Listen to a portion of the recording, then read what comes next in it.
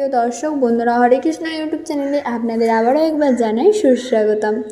মহারাজ ইন্দ্রদুম্ন ব্রাহ্মণকে এই পরম মুক্তিদায়ক ক্ষেত্রে ভগবানের শ্রীমন্দির প্রতিষ্ঠা করবার জন্য প্রার্থনা জানালে ব্রহ্মা বললেন, শ্রী ভগবানের স্বরূপ শক্তির দ্বারা প্রকাশিত এই শ্রীক্ষেত্র ও সপ্রকাশ শ্রী ভগবানকে প্রতিষ্ঠা করার ক্ষমতা আমার নেই। শ্রী জগন্নাথ ও তার শ্রীধাম এই প্রপঞ্চে তারই কৃপায় নিত্য বিরাজমান। তবে আমি এই মন্দিরের চূড়ায় একটি পতাকা বেঁধে দিচ্ছি। যারা দূর থেকে এই পতাকা দর্শন করে দণ্ডবত প্রণাম করবে তারা অনায়াসে মুক্তি লাভ করবে।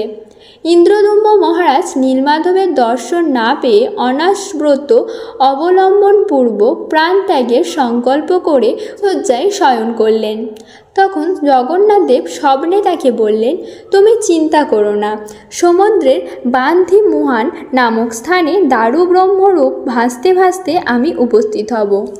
রাজা সৈন্য সামন্ত সহ সেখানে গিয়ে উপস্থিত হলেন এবং শঙ্খচক্র গদা পদাঙ্কিত শ্রী দারু ব্রহ্ম দর্শন করলেন। রাজা বহু বলবান লোক, হাতি প্রভৃতি নিযুক্ত করেও সেই দারু ব্রহ্মাকে জল থেকে তুলতে পারলেন না। তখন শ্রী জগন্নাথদেব রাজাকে স্বপ্নে জানালেন, আমার পূর্বসেবক বিশ্ব বসু যে আমার শ্রী নীলমাধব স্বরূপের পূজা করত তাকে এখানে আনো এবং একটি সুবর্ণ রথ দারু ব্রহ্মার সম্মুখে স্থাপন করো। রাজা সেই স্বপ্নাদেশ অনুসারে কাজ করতে আরম্ভ করলেন। সবর বিশ্বাবসু এসে শ্রী দারুর ব্রহ্মার একদিকে এবং ব্রাহ্মণ বিদ্যাপতি অপরদিকে ধারণ করলেন। তখন চতুর্দিকে সকলে হরিনাম সংকীর্তন করতে লাগলেন।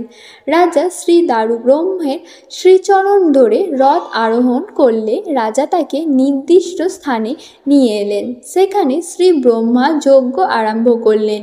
বিঘ্ন বিনাশকারী শ্রী নরসিংহদেব তখন যজ্ঞবেদীতে অবস্থান করছিলেন। কথিত আছে যে যেখানে আজ মন্দির বর্তমানে সেইখানে যজ্ঞ অনুষ্ঠিত হয়েছিল। মুক্তিমণ্ডপের সংলগ্ন পশ্চিম দিকে যে নরসিংহদেব বিরাজমান আছেন সেই আদি নরসিংহদেব মহারাজ ইন্দ্রদুম্ন সেই দারু ব্রহ্মাকে শ্রীমূর্তিরূপে প্রকাট করবার জন্য বহু দক্ষ শিল্পীকে আহ্বান করলেন, কিন্তু তারা কেউ দারু ব্রহ্মা স্পর্শই করতে পারলেন না। তাদের অস্ত্রশস্ত্র সমস্তই খণ্ড বিখণ্ড হয়ে গেল। অবশেষে স্বয়ং ভগবান অনন্ত মহারানা নামে আত্মপরিচয় প্রদান করে একটি বৃদ্ধ শিল্পীর ছদ্মবেশে সেখানে এসে উপস্থিত হয়ে 21 দিনের মধ্যে দারুরুদ্ধ করে শ্রীবিগ্রহ প্রকটিত করবেন এই প্রতিশ্রুতি দান করলেন। এদিকে যে সমস্ত কারিগর রাজার আহ্বানে করেছিল সেই বৃদ্ধ সূত্রধরের উপদেশ অনুসারে রাজা তাদের দ্বারা 3টি রথ প্রস্তুত করলেন। সেই বৃদ্ধ কারিগর দারু ব্রহ্মাকে শ্রীমন্দিরের ভেতরে নিয়ে গিয়ে দারুরুদ্ধ করে একাকী অবস্থান করবেন এবং 21 দিনের পূর্বে কিছুতেই রাজা দ্বার উন্মোচন করতে পারবেন না এই প্রতিজ্ঞা করলেন। কিন্তু 2 সপ্তাহ অতিবাহিত হওয়ার পর কারিগর অস্ত্রশস্ত্রাদির কোনো রকম শব্দ না পেয়ে রাজা অত্যন্ত উৎকণ্ঠিত হয়ে পড়লেন। মন্ত্রীর নিষেধ সত্ত্বেও রানীর পরামর্শ অনুসারে রাজা স্বহস্তে সেই মন্দিরের দ্বার উন্মুক্ত করলেন। সেখানে বৃদ্ধ কারিগরকে দেখতে পেলেন না, কেবল দেখলেন দারু ব্রহ্ম 3টি শ্রীমূর্তি রূপ বিরাজ করেছেন।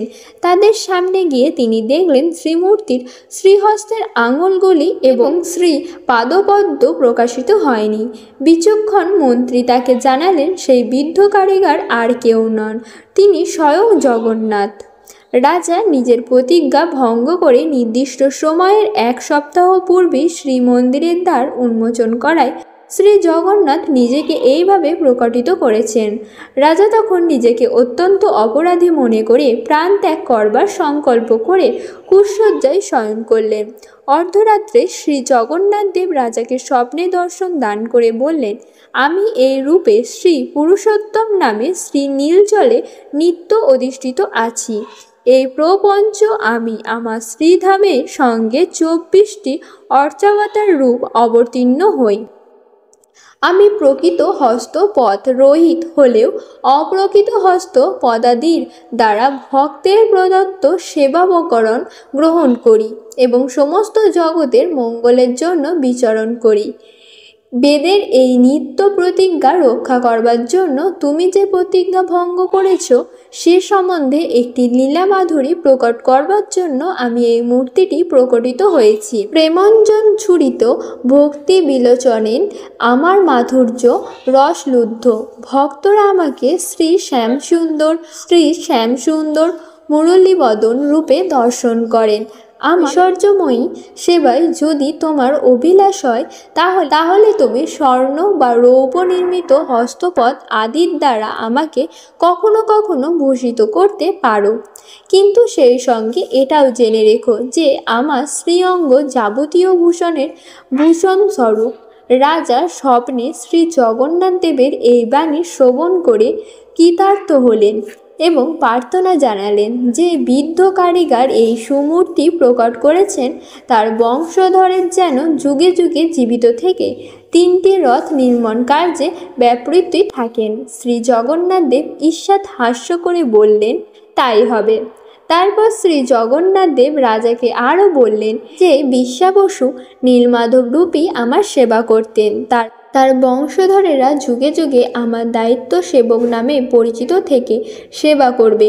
বিদ্যাপতির ব্রাহ্মণ পত্নীর গর্ভজাত বংশধরেরা আমার অচর্ক হবে, আর বিদ্যাপতির শবরীর গর্ভজাত সন্তানেরা আমার ভোগ রন্ধন করবে, তারা সুপকার নামে খ্যাত হবে।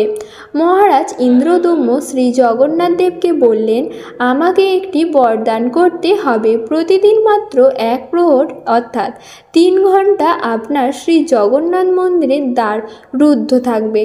জগৎবাসী সকলের দর্শনের জন্য অবশিষ্ট সময় আপনার শ্রীমন্দির দ্বারা মুক্ত থাকবে। সারাদিন আপনার ভোজন চলবে, আপনার হস্তপল্লব কখনোই শুষ্ক হলো না।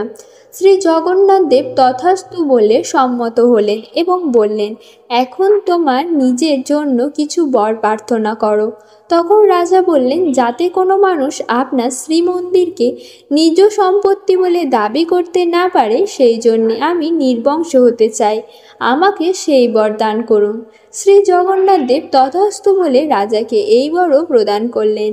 এইভাবে পরম করুণাময় শ্রী জগন্নাথ দেব, সুভদ্রা দেবী এবং বলদেব সমস্ত জীবের মঙ্গলের জন্য এই জড়জগতে আবির্ভূত হলেন। তাদের এই আবির্ভাবের ফলে জীবের কি কল্যাণ সাধিত হলো সেই কথা বৃহন্নারদীয় পুরাণে বর্ণনা করে বলা হয়েছে।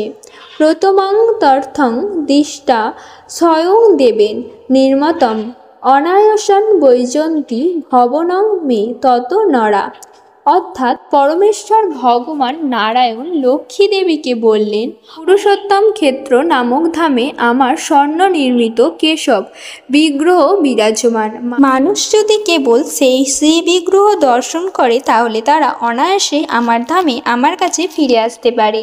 এইভাবে শ্রী জগন্নাথ দেব সমস্ত জগৎ উদ্ধার করবার জন্য আবির্ভূত হয়েছেন। বিশেষ করে তিনি যখন সকলের চোখের সামনে রথে চড়ে যান তখন তার সেই রথারূঢ় অবস্থা দর্শন করে উজ্জীবিত পাপরাশি থেকে মুক্ত হতে পারে। তাই আমি রথযাত্রা মহোৎসব শ্রী শ্রী জগন্নাথ দেব, সুভদ্রা দেবী এবং বলদেবকে আমার দণ্ডবৎ প্রণীত জানাই এবং তাদের কাছে প্রার্থনা করি তাদের এই মহিমা বর্ণনা করতে আমার এই অক্ষমতাও তারা যেন ক্ষমা করেন। নীলাচলে নীলমাধব প্রভু জগন্নাথ, ভক্তজনে কৃপা করো, দাও গো আশীর্বাদ। হরে কৃষ্ণ কৃষ্ণ কৃষ্ণ হরে হরে, হরে রাম রাম রাম রাম হরে।